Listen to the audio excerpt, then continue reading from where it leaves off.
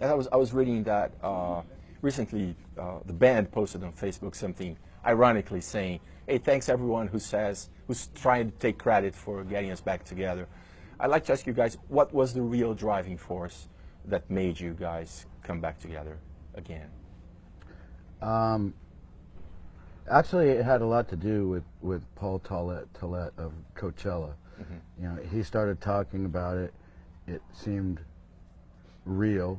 So at that point, I just, told my people that they could go ahead and start talking to people and see what's going on. And then as it became more real, then I text Fernando and asked for Slash's number, and then Fernando texts his mom and is like, "If this is a joke, I'm going to kill you."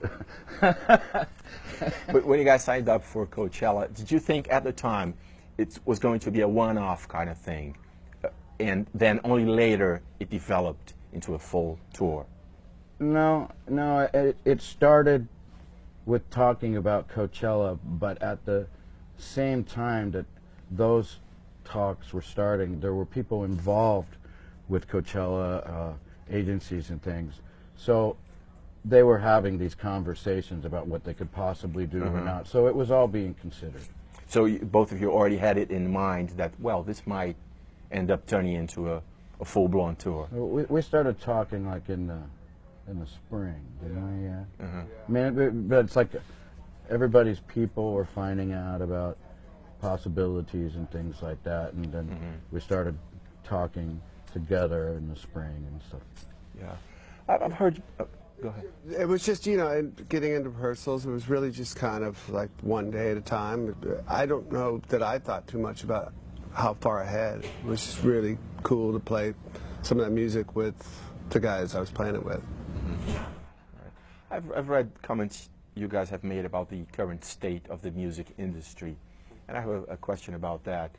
Let's say if you guys were, let's say, 17 at this day and age, the exact same guys you were 30 years ago, do you think the whole environment of music, of the business, would allow a band like Guns N' Roses to be born?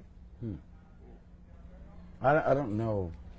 I don't recall what I've said about the state of music. Yeah.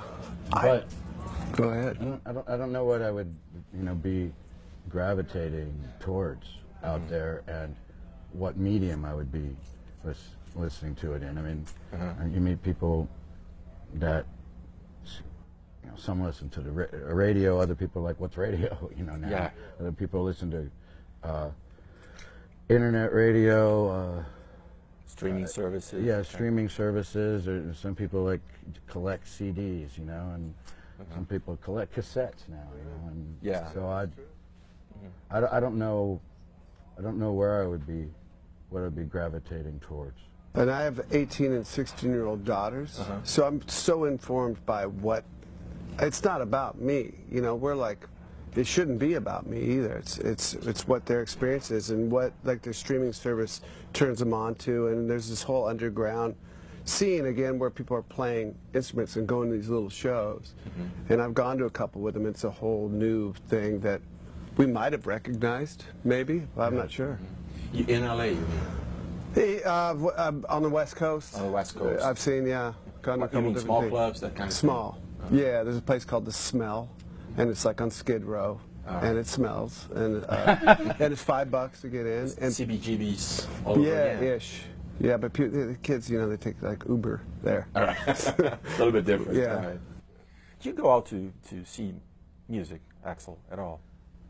Not lots, no. I'm not, oddly, I guess, I'm not really a live performance guy. But I'd rather watch sports on TV rather than, most of the time, than go to an actual game. I'd rather, because I like the close-ups and all of that. So I'll watch some things if it's filmed, but I'm not so much seeing things Going live out. a whole lot. Talking about small venues, what was it like for you guys to be back at the Troubadour and do a Guns N' Roses show? Straight for about a song and a half. When you broke Yeah. Yeah. He broke his foot, second song, man. But you went on, didn't you? Yeah. Did you realize had broken? Yeah, I was pretty sure I did. Yeah, you said it. You said it. I think I I broke was my foot. pretty sure I did. Okay. You know, and because my sister had just broken her leg a few months before, and she'd made this comment. She goes, "You know, when you break something, you know." And all of a sudden on stage, I was like, "She's right. You you know." And then, yeah. Yeah. And you guys are doing dates in November in Brazil. And of course, Axel, you have these very strong Brazilian connections, so to speak. The whole family that's so close to you. For those who are watching us who may not be very familiar with that story, could you sum it up for us? Your Brazilian Well, connections? I've been enslaved for several years now by a Brazilian family that torture me, and they make me go do sing and stuff. Go back to Guns N' Roses? Yeah, you know, they whip me. No. No, seriously. No, I met Betta in '91 and her family, and then we've been together in ways since then, you know, and Betta's been a big help with everything behind the scenes with Guns N' Roses, and her family's been very supportive. Fernando has worked his way up in this business,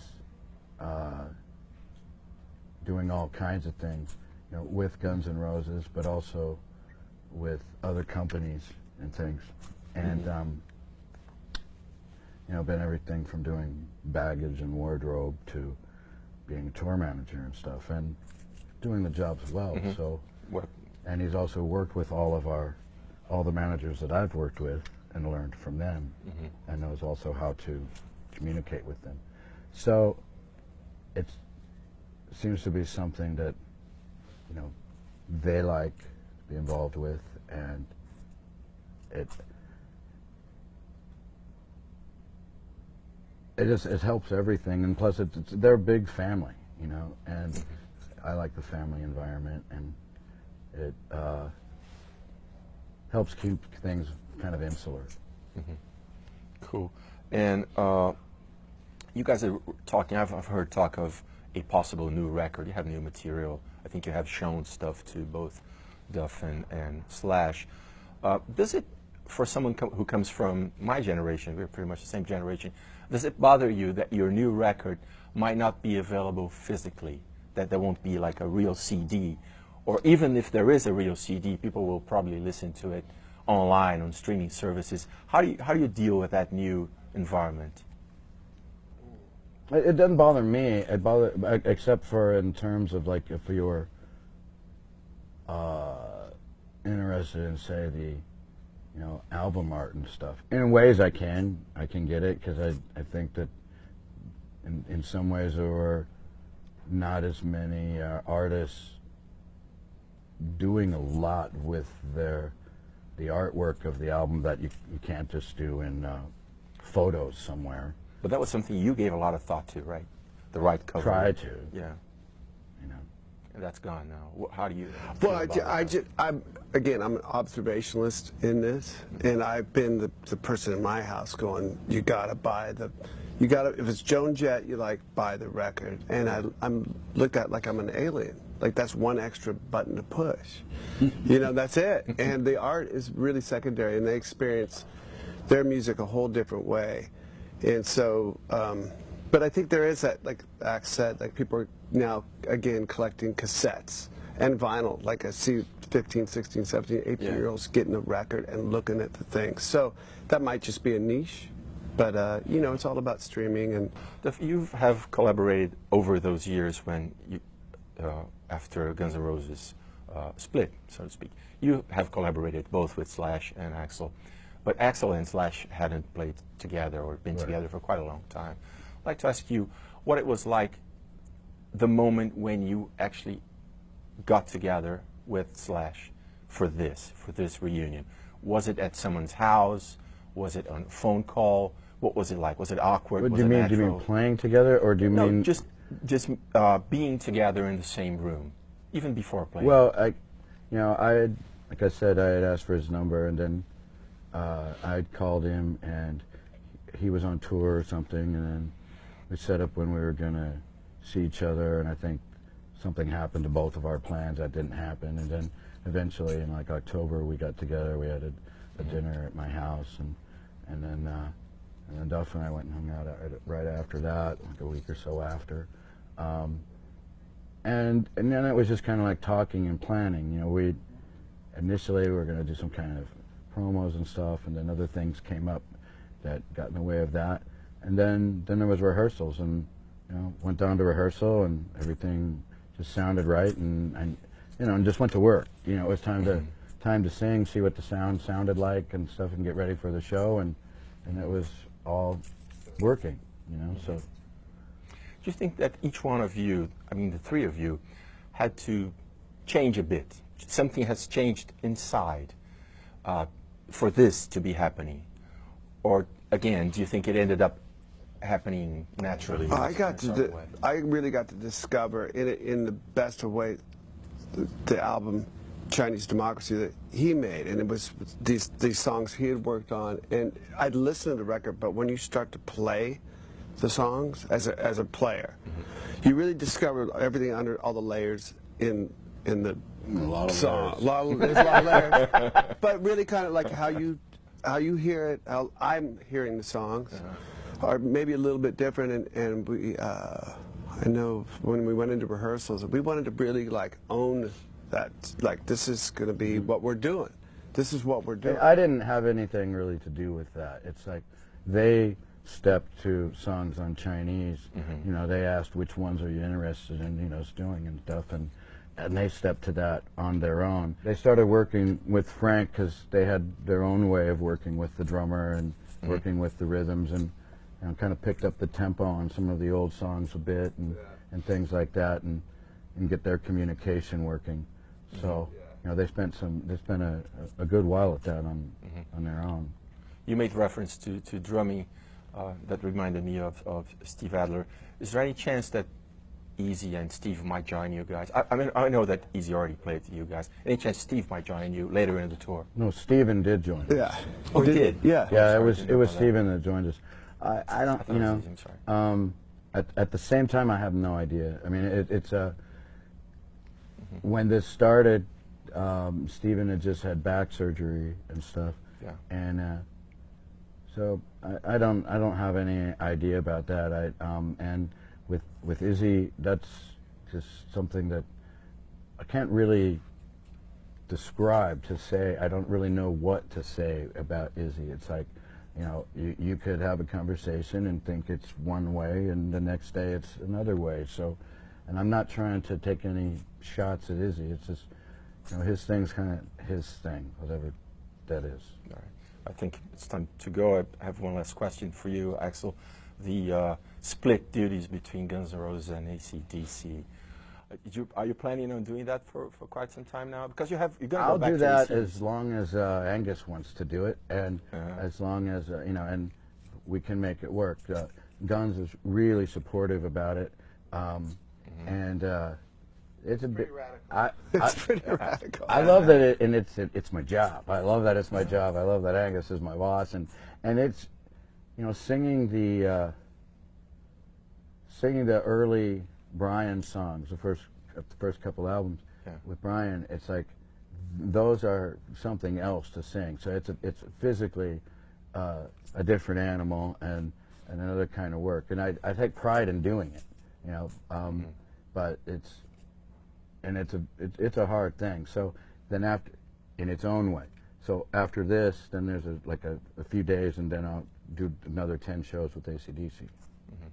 And after that, it's kind of whatever Angus wants to do. All right. One final question I have to ask you. What do you have to say to the Brazilian fans who are waiting for the show in November? Some of the shows are already sold out. What can they expect? And what special recollections you have of Brazil? You've been there quite a few times. What we have to say? We're coming. Yeah, we're coming. We're coming. We're on the way. I remember the first time we went there was no internet or anything in 1990 or whatever it was. And 91. 91. And going down there and really kind of sort of having an idea, but we'd never been down there before. and showing up at getting into the airport. And I remember the Gulf War started as we were flying. Like the pilot came on air. Oh, really? The Gulf War has started. Like what? And we landed, and there was thousands of kids at the airport. I hadn't seen that. Japan a little bit, but Rio was a whole different thing, and that was our welcome. Like thousands of people, and then thousands of people outside of the hotel. And then we played 2 sold-out nights at the Americana Stadium, and that was...